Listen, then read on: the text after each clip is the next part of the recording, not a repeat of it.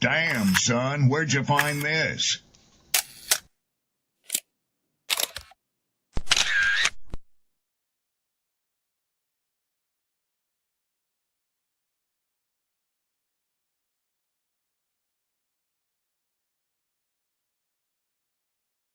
Who taught you to hate the texture of your hair?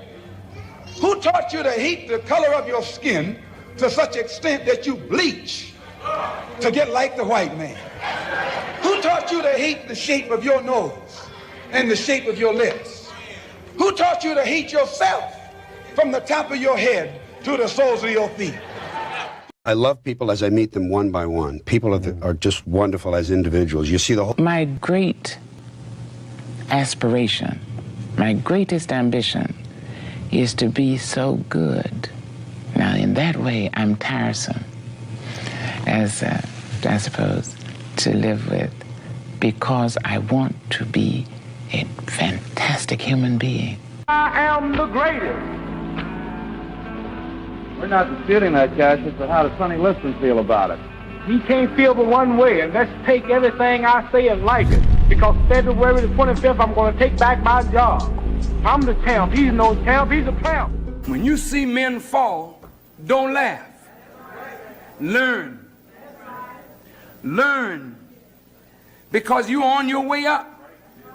And the things that tempt people to fall, you and I are not free from that temptation.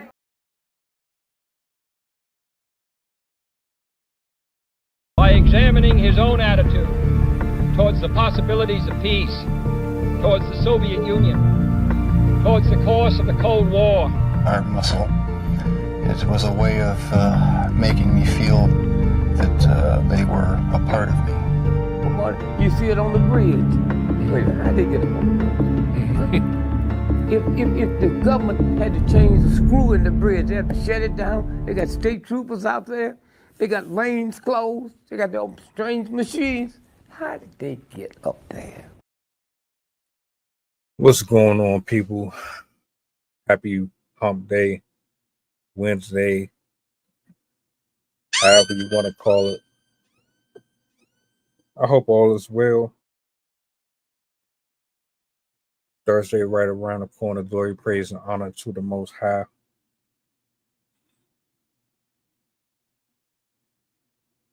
Shout outs to my poets, my writers, my content creators.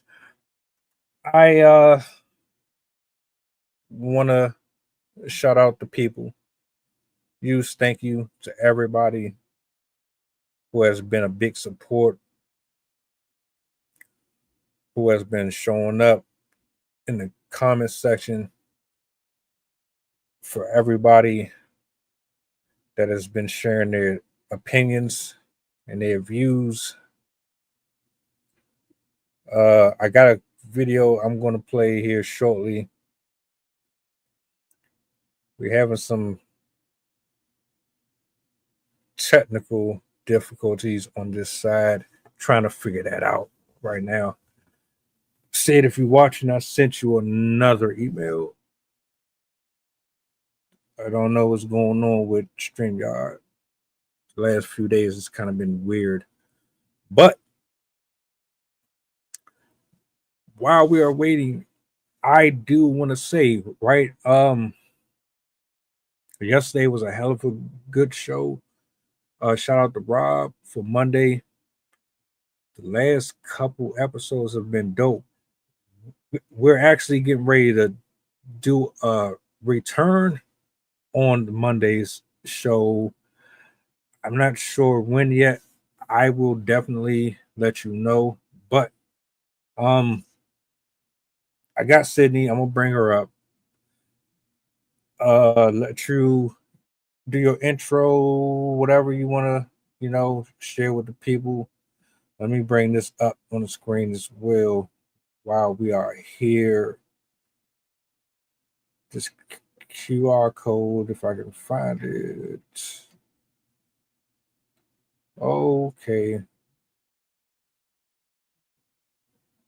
Something is off with it.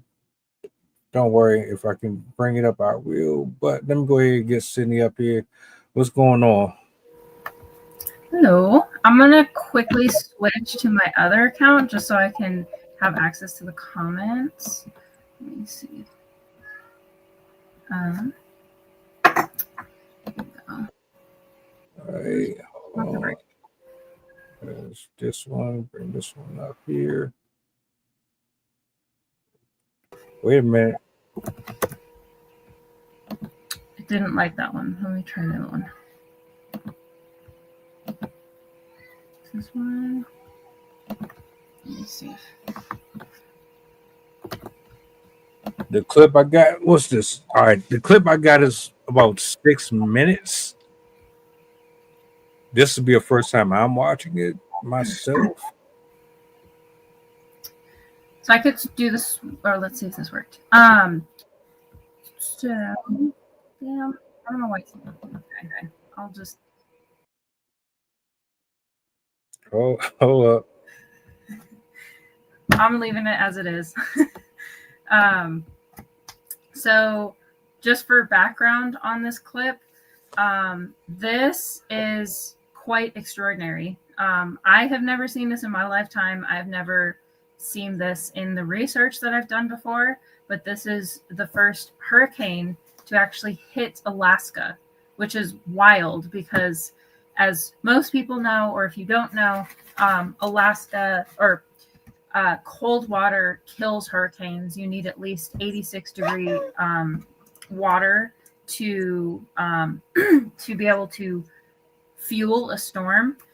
So the fact that it was able to swing across the Pacific and impact Alaska as I believe it was a Category 4 storm, is astonishing. It's record breaking. And this storm was extremely severe.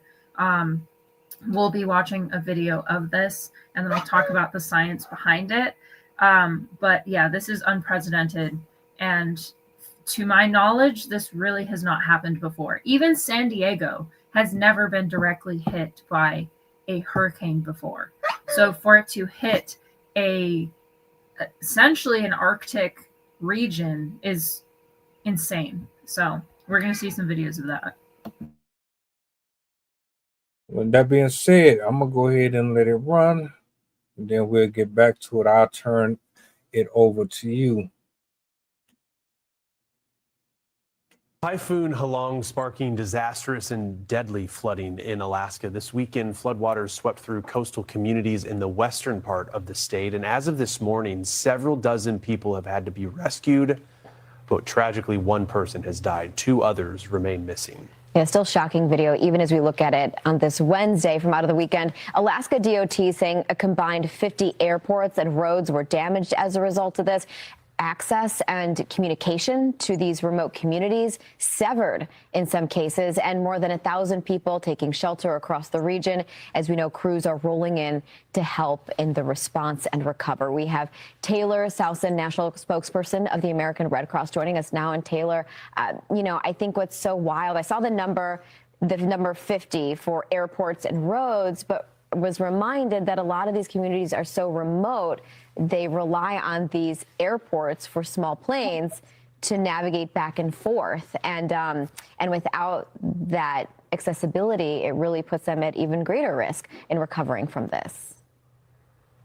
Yeah, so about 90% of Alaska is actually inaccessible by road.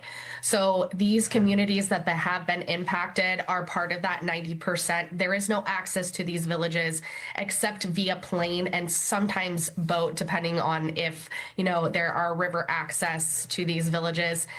So this has made the disaster response particularly difficult for a number of days. And during this storm, these gravel airstrips that they have that serve as an airport were underwater. And so that made access both in and out of these remote areas impossible. So right now, the American Red Cross is working with our state, our local, and our tribal governments to provide as much disaster assistance as we can. Right now, we have about half a dozen volunteers are staged in one of the hub communities of Bethel. That is the closest, more less remote communities to the major villages that have been impacted. You're seeing photos of villages of Kipnuk and Quingillingok. Those are the ones that are, we're seeing the most significant impact. And the state and the tribal governments have evacuated a number of people out of those villages to these hub villages where we're able to provide more of a wraparound support. How has communication been, Taylor? Because given the remote nature of these villages, I mean, to know that some of these communities need help, word has to get out. Has that been affected with these floods? I only mention that because the winds associated with the remnants here, they were 80, 90 miles an hour. So any sort of towers that may have been there, I'm sure that some were damaged. Absolutely. That was a major concern, and there was very limited connectivity, if any connectivity at all, to many of the villages, both during and immediately after the storm. There are some areas in Alaska where we have yet to hear what the storm impacts were because we have no connectivity with them. So it really is a challenge for disaster responders to begin to even evaluate the level of damage that we're seeing, across the more than 40 communities that have been impacted by this storm. It is so wild. And in speaking to the remoteness, because it is such a big part of the story, right? And remains a part of the story because of the difficulties in getting to these people. These communities, because they're more remote, depend on themselves for hunting, for fishing, gathering their food, the supplies that they're going to need to get through the winter months. And it is starting to drop in temperature, especially in western Alaska. And we're only going to get colder as we get further into the season. So I guess, is it that race against the clock as well to make sure you're getting to those people that need it most as things start to change? And then I guess the long-term help and what that could look like. It is a major concern for us because a lot of these communities rely on their traditional practices of subsistence lifestyle, meaning they hunt, fish, and gather all of the food and the supplies that they would need in the summer months in order to be able to survive the winter months. We saw something very similar in 2022 during Typhoon Merbok, and a number of these communities were impacted once again by the remnants of Typhoon Halong. So what we at the Red Cross have done, which has never been done before in the Red Cross, what we did during Typhoon Merbok was we actually provided some of the materials that these individuals would need in order to be able to have that subsistence lifestyle back. So if their freezers were broken where they were storing their frozen fish, we were providing freezers, we were providing vacuum sealers so that they could, very quickly gather more supplies and have the materials that they need in order to keep those safely. Fish drying racks were a number of things that we provided, which is not our typical disaster response material. Normally we're giving individuals cleanup kits, shovels, mops, rakes, things like that, but that's not what these rural communities need. And in order to support, these disasters, like tropical storms, like floods, and countless other crises, it's really important that we rely on the generosity of our donors and support through the American Red Cross Disaster Relief. So if anybody out in the public is wanting to help support this operations and operations like this, I would encourage them to visit redcross.org or call 1-800-RED-CROSS and help us with your support. It does speak to knowing the people that you're serving and knowing what those needs are, because each disaster, while there is this understanding that a disaster brings so much tragedy, there are unique needs that we all have. So understanding what it's like in those western communities of Alaska, vital. Yeah, and those donations go a long way, right? It's not so much about getting help out there. It's about providing the finances to support the Red Cross to be able to provide that support. Well, we appreciate you joining us here on Weather Command and continuing the story as we watch recovery efforts out of Western Alaska. Taylor Southon, National Spokesperson of the American Red Cross. Appreciate it.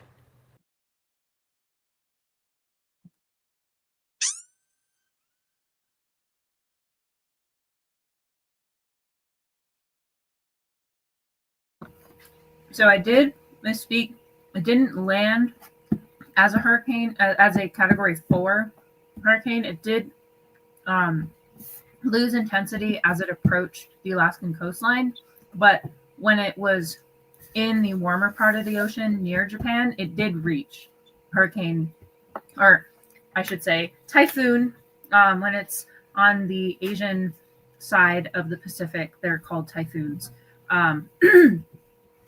It did reach Category 4 status, And category 4, I believe, is 150 miles an hour wind. Let's see. And a little bit less, 113 to 130 to 157 miles per hour. So it was around that. Japan, when it grazed the coastline, they had peak winds of about 123 miles an hour. And when Halong made landfall in Alaska, it had, I've heard, up to 90 miles an hour. It had, in most places, it was like 29 to 35 miles an hour, which is still strong wind, especially when it's happening over a long span of time. But the thing that made this particularly dangerous was, as we talked about in previous episodes, it's not necessarily the winds of hurricanes that are the most dangerous. It is the case with tornadoes, but with hurricanes, what makes them the most dangerous is the rain.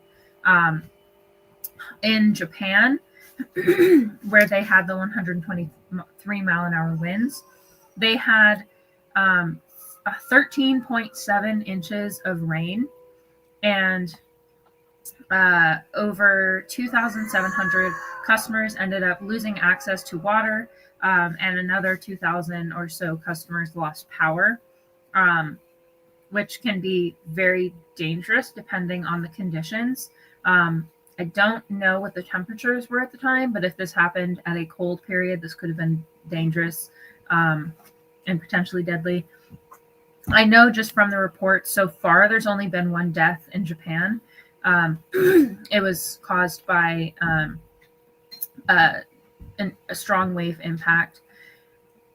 But in Alaska, it was extremely severe.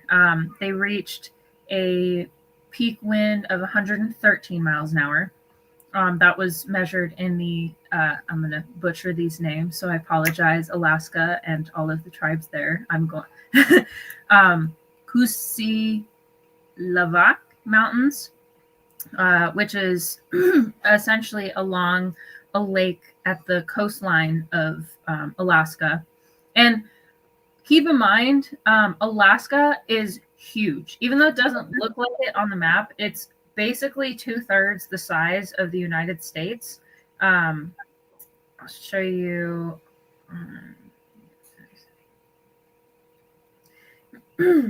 Like, it's very hard to picture just how big Alaska is, just because of how they make the map. But this kind of gives you an idea of how. Oh my gosh, let me change the brightness again. That is too dim. Oh, come on. My phone like recently changed its settings, so I don't remember where some of the stuff is. So that is the size of Alaska in comparison to the United States. It literally reaches from California to Florida in length, and it also basically reaches from Florida up to the border of Canada. And you can very clearly see how big it is in comparison to Texas, the second biggest state. I would arguably say that's about twice the size. So the area, I'll just show you, that was affected was here, down in this area.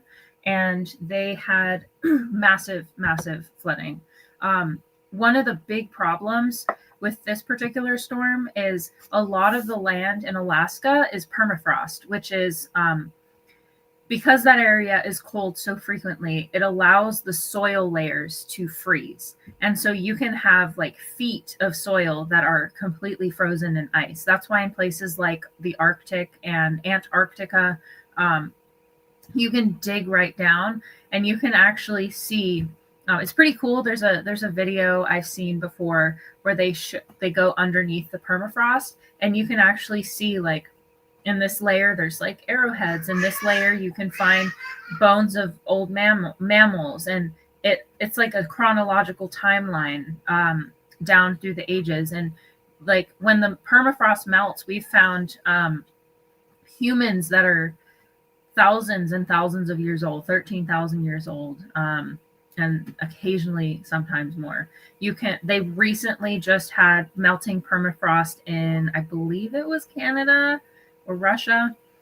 They found a fully preserved female cave bear, and you could literally you could see the nose, you could see the lips, the face, the hair was still there. So this permafrost is incredibly cold, and so it allows things to be preserved in the permafrost, in that layer of icy, frozen, hard ground. But one of the issues is that if you submerge or it receives rapid rainfall, which is significantly warmer than the ice, you can rapidly melt the permafrost, and it turns into this really mushy substance that one will just kind of slide away. And also it has a harder time absorbing the water because it's already saturated. And so in some if you're on slopes, you're going to have mudslides. If you are on floodplains, you're going to have extreme flooding. And if you're in certain areas where you're kind of at an angle, you can actually have slabs of this permafrost just breaking off.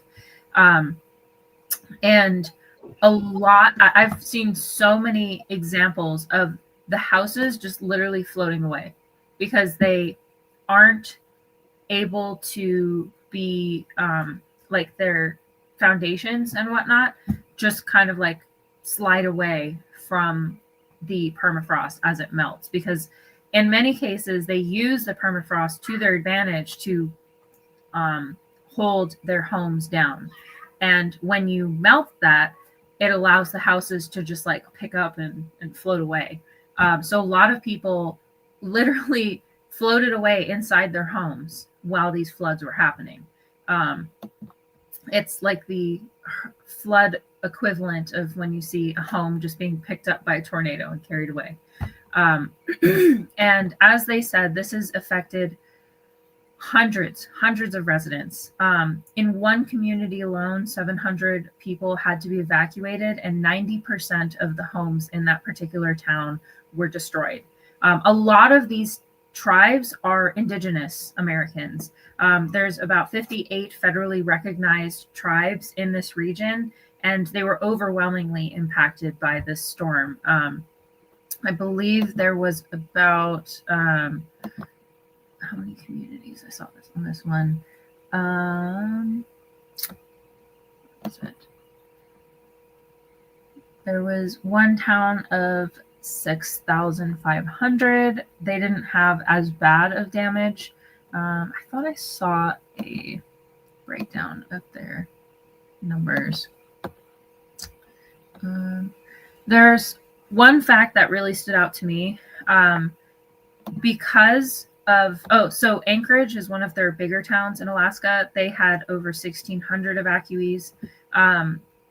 The individuals that have lost their homes or that have been substantially affected by these floods might not be able to return to their homes for at least 18 months. Because of the Arctic winter that is coming, they are not going to have the ability to rebuild their homes. It's number one, it's going to be too harsh for people to really be out there building a house. And you can also get really strong winds during blizzards and the type of weather that you get during an Arctic winter. But also the flooding will take a long time to dissipate. There's also logistics in allowing people to go back there. You have to test the soil, and there's a whole bunch of stuff that the government agencies have to do to ensure that it's safe for people to move back. I don't know if it's the same in Alaska as it is in other areas, but I know specifically in California, so a lot of the people that have been kicked out of their homes because of wildfires, many of them are still not back. Large percentages of people in the Camp Fire that was up in Northern California have not been able to return to their homes, partially either because they've been priced out of that area as they've rebuilt and people didn't come back, and so the prices go up, but also because the land is tainted now. With wildfires, you have all of the stuff that they use to put out the fires. In the floods, you're getting whatever ends up going into the water. You're going to have oil, you're going to have caustic chemicals, you're going to have pieces of houses and plastic and sewage, all kinds of stuff that are going to end up in those floodwaters. And once those floodwaters go away, a lot of those chemicals and particles and matter that we don't want in our soils are going to soak into the soils. And so during certain types of disasters, areas can be inhabitable for sometimes even generations. We're still dealing with Flint, Michigan, and that was just I think that was caused by a flood or a mishap. Let me see.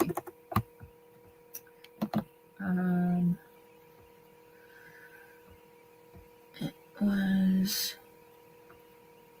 okay. So they had a water supply switch where they relocated water to a different location, and that switching this was in 2014, so over 10 years ago. It caused lead contamination and health problems for thousands of residents, and a lot of people had to leave. And to this day, they still have those chemicals in the soil. So this is a significant problem for Alaska, especially because, as they said in the video, over 90% of Alaska is inaccessible already without specific types of transportation. It's not like anywhere else in the United States where we have roads going everywhere. Even if you're in a small town, there's at least going to be one freeway or one road that's going to take you there. Very few places in the contiguous, or I might have said that wrong, in the 48 states in the middle, very few of them have that lack of accessibility in the same way that Alaska does. Part of that is complicated because of their environment. There's a lot of mountains in Alaska, quite high mountains. Additionally, it's just cold. It's very cold up there in comparison to other places.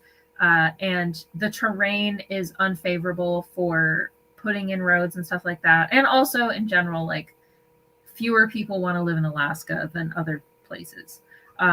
So it's going to be very, very difficult to recover, not only recover the communities that have been lost, recover, unfortunately, the victims, recover their homes. When there's floods, no matter where you are, your stuff that ends up in the water is trash now. Like, it's not safe for you to use that stuff anymore, because especially if it's like fabrics, your clothing, your furniture, if it's made of wood, if it's made of cloth of any kind, if it's able to soak in the water, essentially, you have to throw it away, because not only is it going to absorb those chemicals that I just talked about, but it can also develop mold. And also houses that are exposed to water, even if they aren't damaged per se, if they just have water in it, a lot of the times they do have to be rebuilt anyways, because again, the water damage, the mold, and potentially even impact damage from things being carried and hitting the home as these floods are running through big boulders and whatnot, other people's houses. So this is going to be a very, very long recovery for this area. And as I said, this is unprecedented. I watched a video earlier of them discussing this this event, and one of the things that she said that stuck out to me was this is a good example of what happens when you have two types of weather systems interfacing, working together, essentially.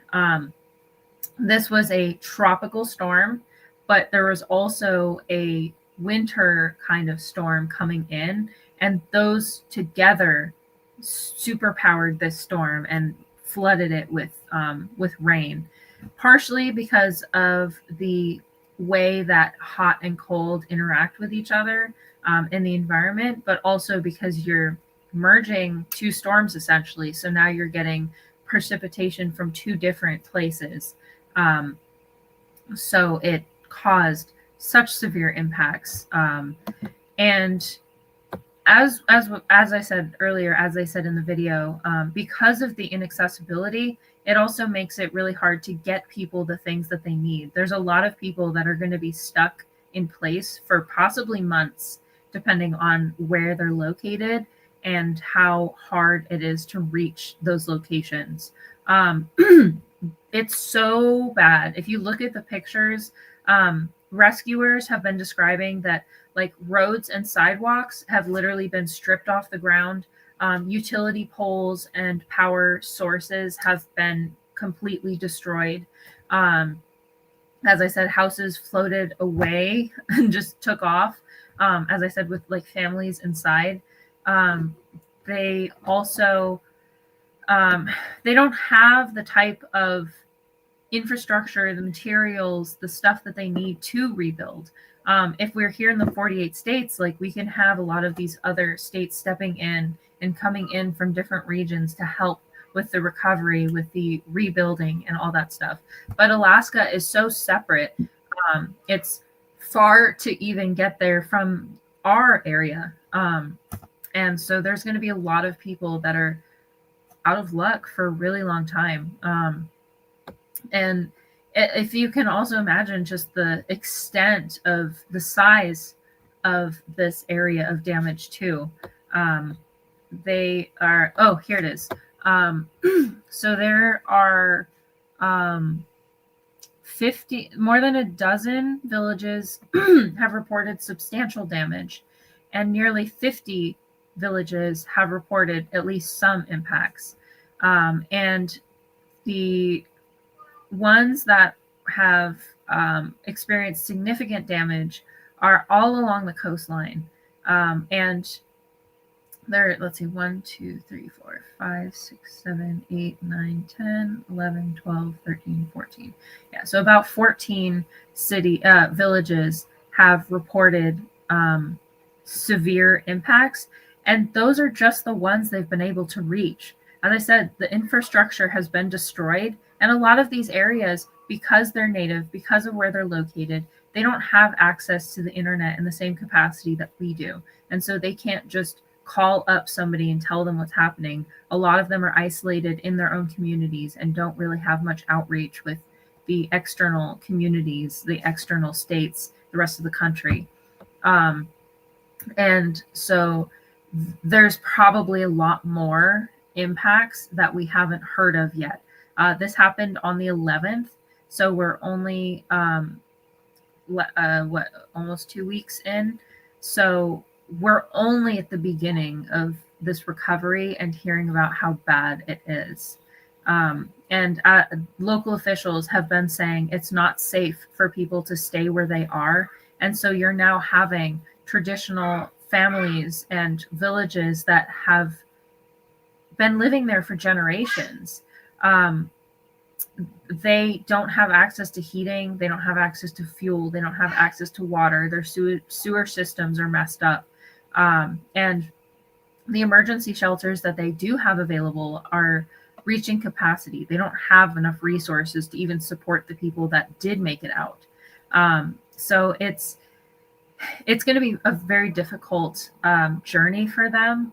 And right now they're relying primarily on helicopters to get people out. And we all know how few people you can fit in helicopters. So as I said, this is going to be a very arduous recovery. And I just pray for all of these families, all of these communities that have been directly impacted by such a severe storm, especially with their I imagine their substantial loss of culture. The things that had been there for generations are now gone.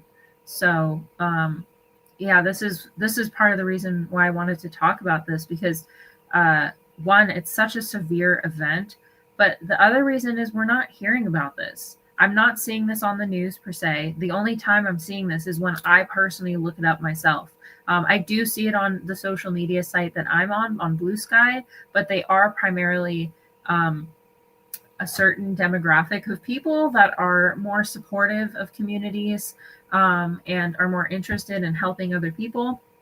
So there is more of a focus on getting this information out there, but a lot of the main news media are not really covering what they should be covering. Like, they're not giving this the same emphasis as they give to hurricanes in Texas and Florida and Louisiana. So yeah, I'll definitely talk about more of the impacts, but I'll leave it here for now. I did not expect Alaska to ever get a hurricane or any type of storm outside of snow. None. Alaska, first thing I think of is cold as shit. Freezing, coats, boots, coughing, constantly sick. I never understood how anybody could live out there. I ain't gonna lie to you. All places, that would be the last. Okay. There's one reason why I wouldn't mind living there: the solitude, the peace. If I could get away from the United States and I could get away from all of these miserable people, I would do it in a heartbeat. I don't want to be around none of them. All of them are selfish. All of them. And I wouldn't mind fishing, being on the water. I don't have no problem with doing all that.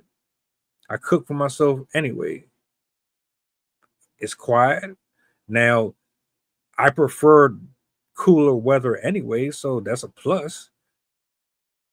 I don't really need to be out and about all the time.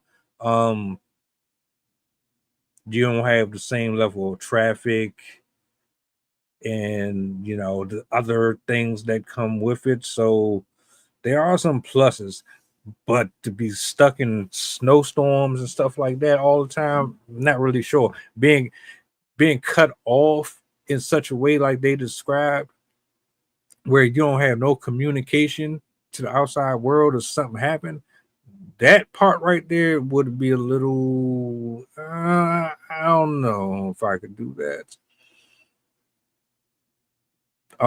My thoughts and prayers go out to everybody that's out there. We still play around with Mother Nature, and we don't really have the type of respect for it as we should. Wind alone can destroy, and we've already talked about that on a number of occasions. Wind, like everything gone.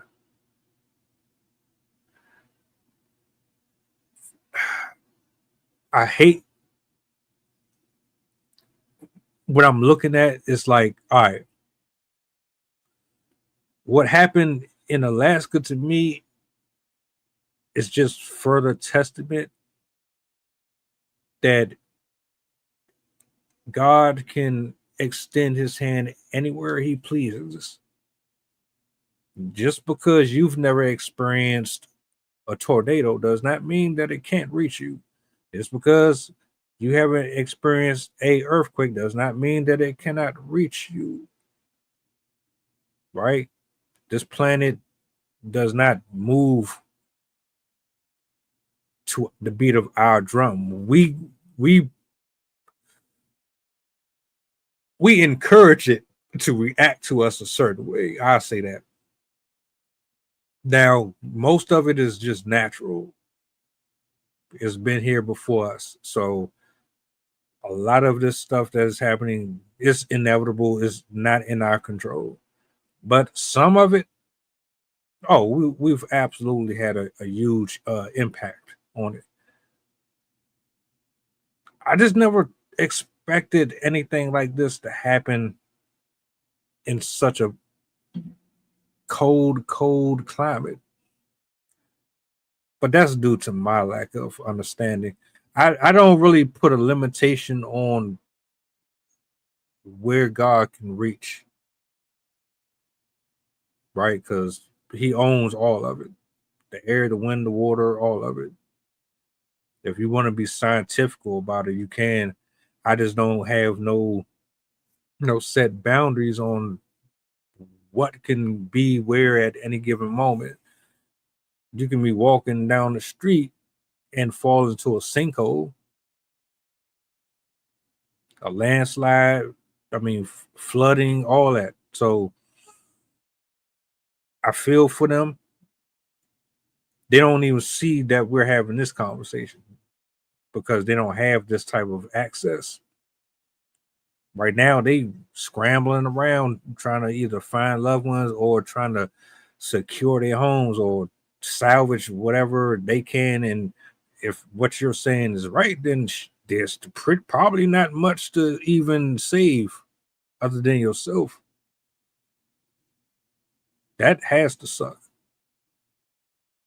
That has to suck. No clothes. Most of your stuff is damaged. You think it's just regular water, but it's not. And I would be the dumbass to take my clothes and throw it in the washer and dryer and then try to keep my stuff because I spent too much money on it. And then you mess around and end up getting sick, and you're walking around with one hand like this for the rest of your life because you wanted to play around with bacteria and unknown and foreign viruses and stuff like that. Nah. So this is definitely a wake-up call. I expect more. What's the word? More unique, more unprecedented. Unprecedented actions to take place moving forward as the year closes out. Mm-hmm. Let's see. Oops. This one's a little bit more of a funny, just to kind of break the sadness in this. But the main reason I would never move to Alaska is there's a joke that their unofficial state bird is the mosquito because they have the worst swarms. Oh, I don't know if you can see it. Let me see. No, you can't see it. Let me try and help. I don't know if you can see it very well. Let me see. How do I lower the brightness on here?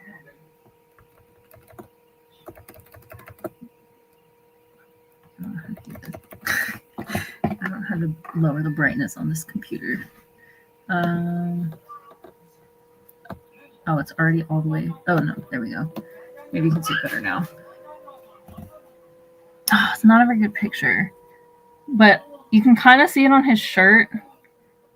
Oh, here we go. So all of those are all mosquitoes. All the dots, all the things on his hat, all the things on his shirt. Yeah, look, if you ever look up mosquito swarms in Alaska, it is, as somebody that hates mosquitoes and hates bugs, that is horrifying. Like there's, let me see if the other picture shows up better. They literally just like cover the people that are out there. And the mosquitoes aren't even the same size as the ones that we have everywhere else. They're like twice the size of the types, sometimes even bigger than the types of mosquitoes that you can get in other areas. Let me see if you can see. This one might be a little bit better.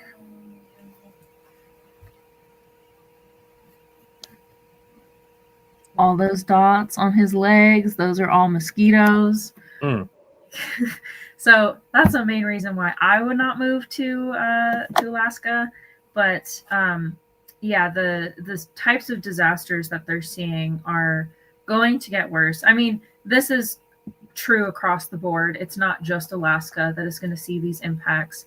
As I've said in previous streams, everything on Earth is connected. And when you have impacts in one area, you're going to see impacts in another area because basically water does not exist in a vacuum. When you have extreme droughts, that water is going up into the sky and it's going somewhere else. So when you have extreme droughts nearby, you're going to have deluge rain. And that is why we're seeing such swings, because as water gets more quickly pulled up into the atmosphere, it's going to accumulate much faster. And so then when storms do form, you're going to have a lot more rain happening in a shorter period of time. It takes less time for you to cycle through the water cycle. And as a result, you're going to have a lot more happen in a shorter period of time. And this is what we're starting to see already, which is why we have a record drought in certain areas of the Midwest or the Southwest, certain parts of Europe. And I think we might remember I think it was 2023 or 4, there was a massive flood in Spain after years of really severe drought. They ended up having like 10 to 30 feet of rain in certain areas. It's crazy looking at the pictures. If you ever want to look up the Spanish floods, there's literally one road. Let me see if I can find it. That the whole road is just filled with cars. They're all piled up, and they were all thrown by the flood, and lots of people died.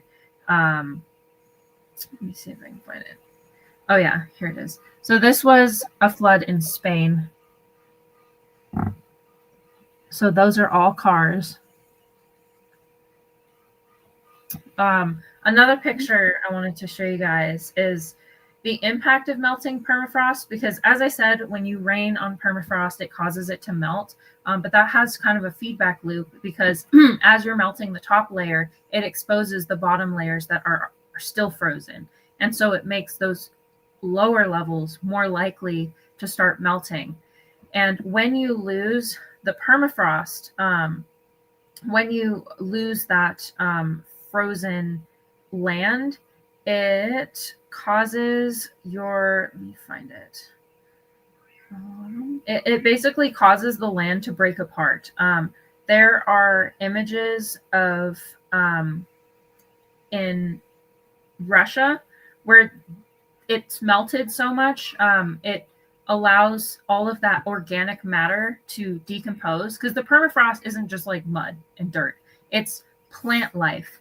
It's like all sorts of refuse from animals and a lot of organic matter. And so as it melts, it starts to decompose. It's why you put food in the fridge that you want to last a long time, or food in the freezer that you want to last a long time, because when something is frozen, it decomposes much, much more slowly or not at all. And so that's why you can have prehistoric animals that still exist in the permafrost that have not decayed at all. You can see the skin and the hair and the nose and all that stuff. But when you are melting these locations, you're going to see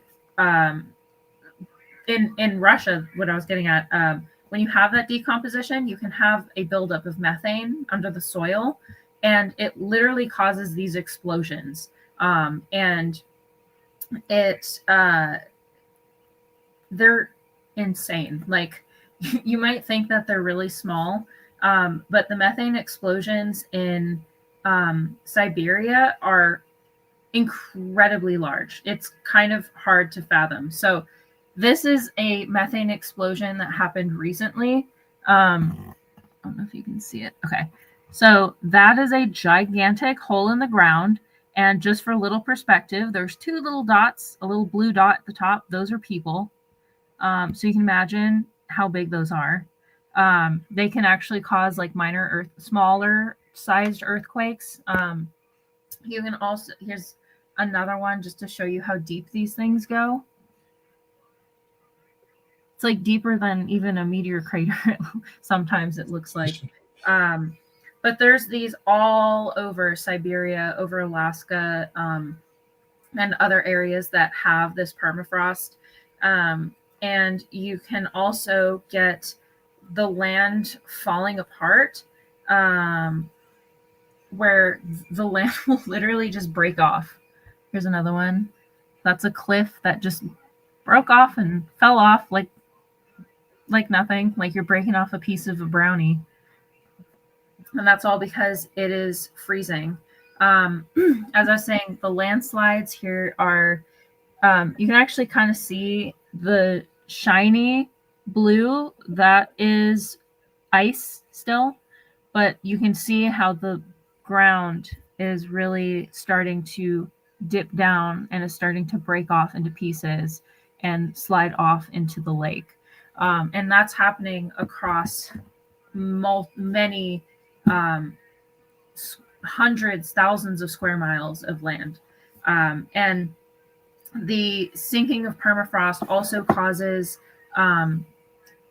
buildings to shift. So even if they aren't getting flooded, as you melt the permafrost, it'll make the ground underneath just collapse under a building, because the ground isn't perfectly solid. There are holes and caves and chasms underneath. And so when it melts, it falls into the ground and will take with it the homes and the buildings. And here's another one. I can see that one building is starting to sink towards the side, and it's kind of like slanted. So this is happening all over, and it's the result of the melting. And as I said, as more rain falls on this permafrost, it causes a feedback loop where it allows more melting to happen as more of this permafrost is exposed. And the other complication, the other repercussion of this melting permafrost, as I said, there's methane, there's carbon dioxide, there's other types of greenhouse gases locked away in these permafrost layers, and you're releasing this out into the environment. And we all know what carbon dioxide does, what methane is 4 times more potent than carbon, or 6 times more potent than carbon dioxide, something like that. And which means it causes 6 times more warming than carbon dioxide can create. So as we release more methane, it's doing even more damage than the carbon dioxide would do. So having both of those happening together, as well as other forms of greenhouse gases, are dangerous, very dangerous. And more on the human side, it encourages people that want to exploit resources to have greater access to the types of materials that also pollute the planet. And it can make it easier to access oil and other types of minerals, rock that are useful in construction, in industrial use, various uses. And that's actually part of the reason why some countries, including ours, are very excited for the melting of Greenland, because there's billions of dollars of resources underneath that permafrost, that ice that is not accessible at the moment. But with that melting, they'll now have access to those resources. And when you have more coal and more oil and more natural gas to burn, you're going to also create more pollution and more global warming in the atmosphere, which, again, feedback loop is going to make us warm even faster. In Alaska, they've had, like, as the decades have gone on, we've seen more and more rain events rather than snow events. Snow is what helps maintain the permafrost, is what helps rebuild the ice sheets. And all of these are really important because, number one, the permafrost locks away a lot of those organic materials and the things that cause carbon and methane to be released into the environment. It also holds the land together. So as you break down this soil, it'll go out into the ocean, which contributes to land loss and sea level rise, as well as the water that's coming off and flowing out into the ocean. But it also makes it so as I said, like the communities are more unstable. It actually affects navigation because now there's like differences in the coastlines and stuff like that. And what's the other thing I was going to say? Frost and melting. Yeah. The ice sheets. Like the reason why we want to keep those ice sheets stable is because it acts as a mirror. That really white surface allows a lot of the sun to bounce back out into the atmosphere. And so instead of the sun staying in the ground or staying in the ocean, which the ocean absorbs about 90% of the solar energy, it accumulates in the environment. And they've recently discovered in probably the last 5 years, I'd say, that the ocean is actually reaching its capacity, where now it's actually giving off more carbon dioxide, methane, and other sources of greenhouse gases than it is able to take in now. So we're starting to actually see the ocean as a net emitter of greenhouse gases, which is incredibly dangerous because that means it's no longer absorbing the solar energy, but it's now releasing it back into the environment. And as I said, again, feedback loops, the more it emits, the warmer it's going to get. So Alaska's a perfect example of what happens to the land, to the communities, to people. It summarizes what it looks like when you have accelerated warming of the earth. You have destruction of land, destruction of communities. Imagine I think I kind of mentioned it earlier, but imagine all that lost history. As I said, people had been living there for generations. So there's artifacts and landmarks and buildings and all kinds of like cultural, historical items of importance and places of importance that are now gone, completely wiped away. And with people that don't really have as much of a written history as areas in like the 48 states in Europe and Asia would have, they lose all of that. And imagine how traumatic that would be to be in those communities, to know that your entire life, the lives of your relatives and your family and your generational line is all gone. The communities you know, the schools that you know, the shops that you know, everyone is displaced now. So yeah, as I said, this is a very sad but great example of the types of things that we can expect in our future. This is not going to be isolated to places in the Arctic. One of the misnomers is like, oh, well, I'm safe because I'm not out there. But it's going to affect everybody because, as I said, it's going to pull more moisture into the atmosphere. And so places in more tropical regions are going to see way more rain. Places where the you have more desert areas like Alaska, Arizona, New Mexico, Nevada, towards the sub-Saharan Africa, some areas of China, and especially India. They're having a huge issue with heat waves. All of these regions are going to have massive increases in precipitation. And it's eventually going to touch everyone. This is not going to be something that goes away. This is only something we can mitigate. The sad thing is we've locked in this warming already. And the only thing we can do right now is to prevent future warming. We've already hit 1.5 degrees of warming. I think we're at about 1.6 degrees of warming. It does kind of fluctuate whether you're in a winter cycle or a summer cycle, and it also varies whether it's an El Nino year or a La Nina year, because La Nina makes things less tumultuous, where an El Nino makes things a lot more obvious. Like in El Ninos, you're more likely to have really strong, really long and dangerous heat waves, and also extremely dangerous storms. You're going to have a lot more precipitation.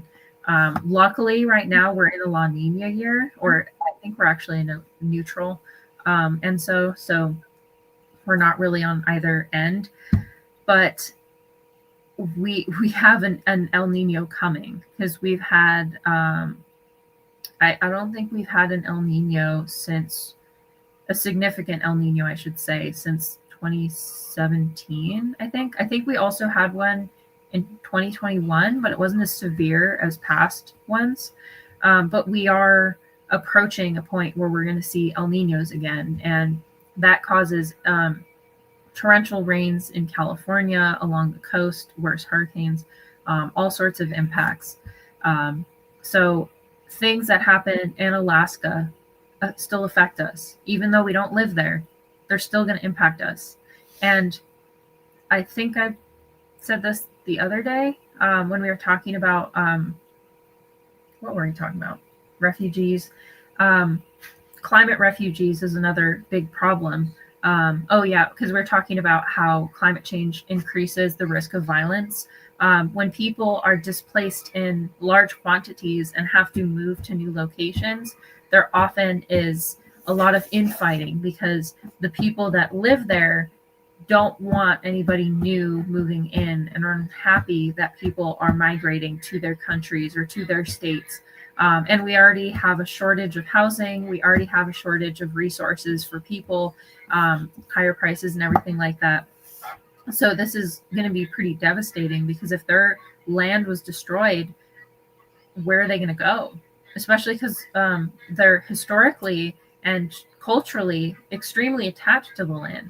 And so they're not going to do very well if they have to, like, if you take somebody who's a tribal Alaskan who's been there for generations and have learned from their grandfather and their great-grandfather, and they've done the same thing for year after year, and then you try to move them to, like, Chicago or California, like, they would not do well, because you're being transplanted into a foreign land, essentially. That's not what they're used to. And their diet is also extremely affected, because a lot of the things that they rely on are not accessible anywhere else. A lot of them are relying on musk oxen, are relying on seals, moose, elk, deer,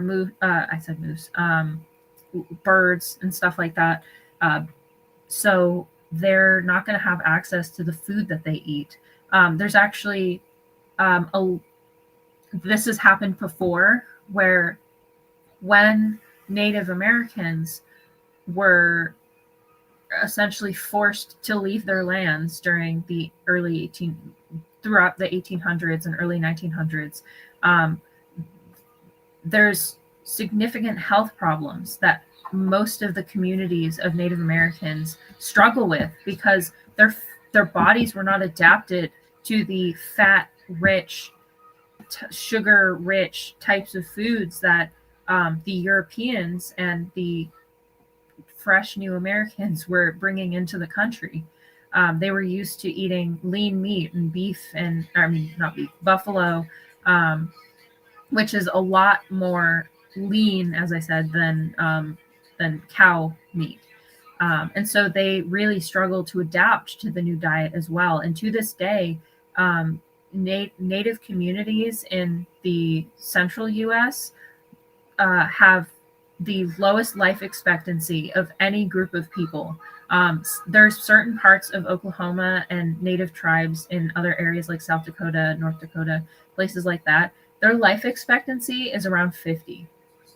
And it's just another impact that we could see.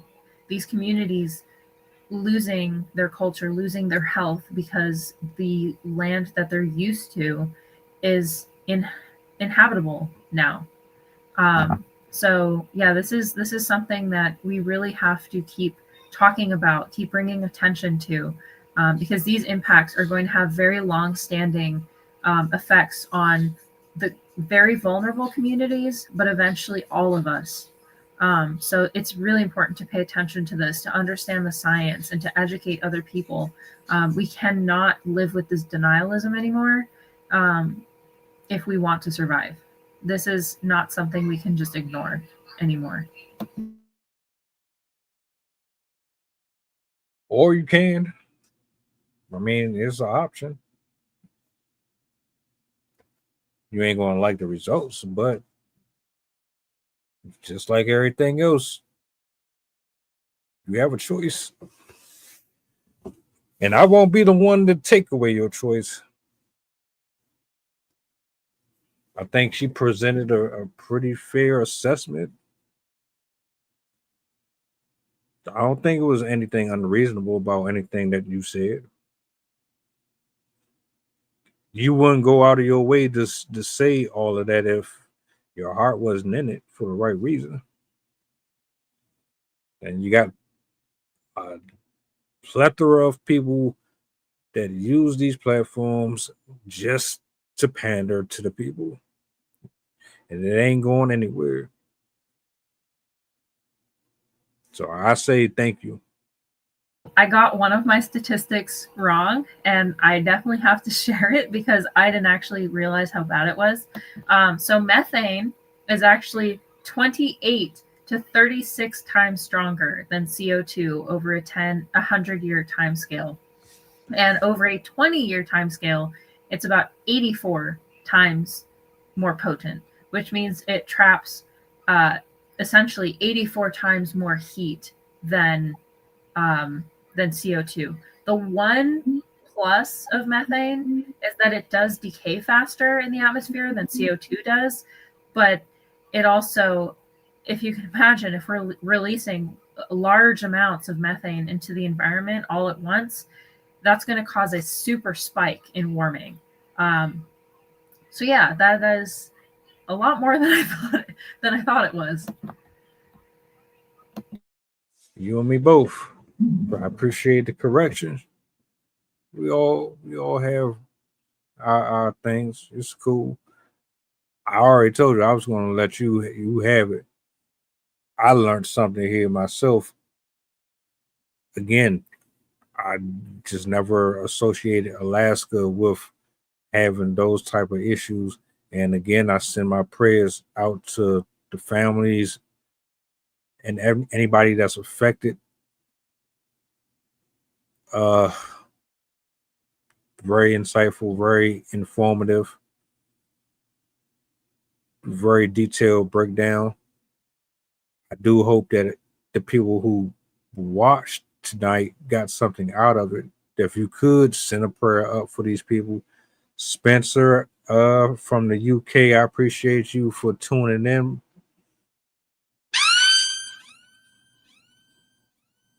I think that's pretty much that. If you want to close out with anything, you can. But shout out to the people. And yeah. Tomorrow we back. If y'all in the building and you available, tap in.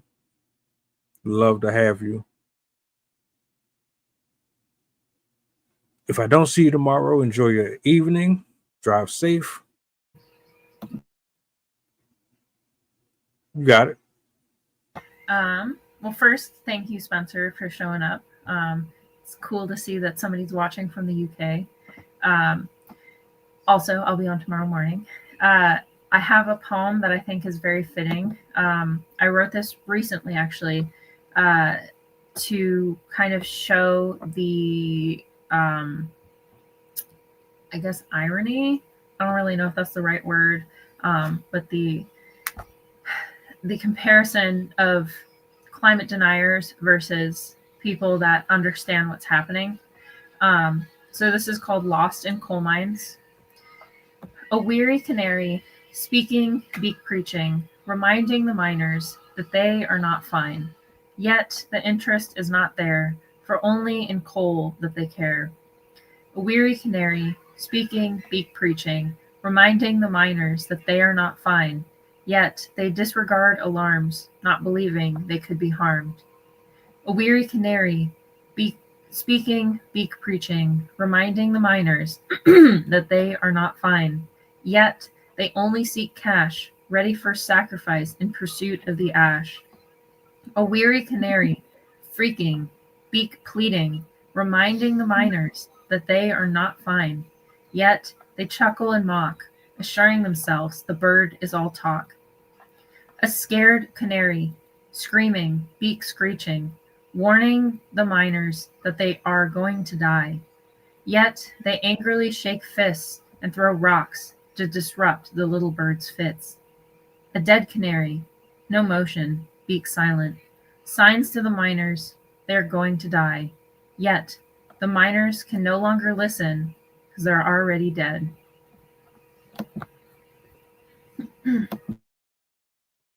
And with that said, beautiful poem. Thank you again for being here. Shout out to the people. Prayers to Alaska and everyone affected.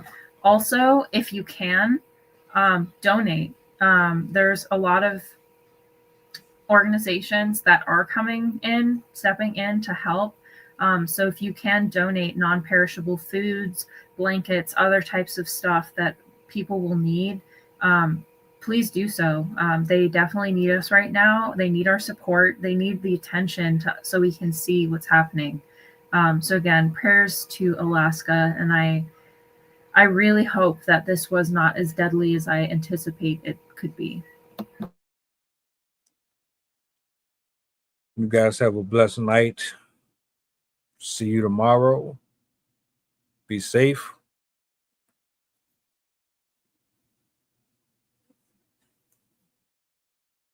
By examining his own attitude towards the possibilities of peace, towards the Soviet Union, towards the course of the Cold War. Our muscle. It was a way of making me feel that they were a part of me. You see it on the bridge. Wait, I didn't get it. If the government had to change the screw in the bridge, they had to shut it down. They got state troopers out there. They got